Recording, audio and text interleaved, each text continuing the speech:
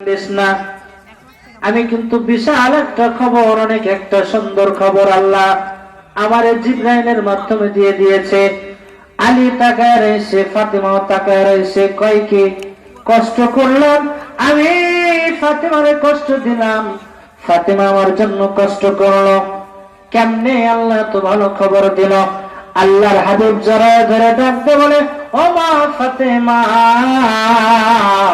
আজকে রাতে তুমি তোমার স্বামীর জন্য গ্লাসের মধ্যে পানি নিয়ে অপেক্ষা করার কারণে আজকে রাতেই আল্লাহ তাআলা তোমার জন্য জান্নাতি মহিলাদের সরদারিনী হওয়ার উপাধি দিয়ে দিয়েছেন। বলেন সুবহানাল্লাহ, জোরে বলেন সুবহানাল্লাহ।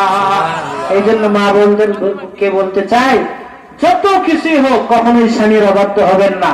আল্লাহ তাআলা আমাদের সবাইকে কবুল করুক, সকলে বলেন আল্লাহুম্মা আমিন।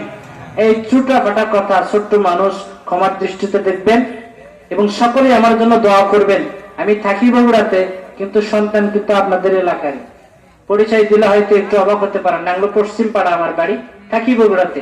তাই আমি মনে করি আপনারা আমার চাচা বাবার মতোই, সকলেই আমার জন্য দোয়া করবেন। আল্লাহ তাআলা যেন আমার এই দ্বীনের জন্য কবুল করে, সকলে বলেন আল্লাহুম্মা আমিন। যতগুলো আলোচনা হলো, আমাকে, আপনাকে, উভয়কে, সবাইকে আল্লাহ তাআলা যেন আলোচনার এই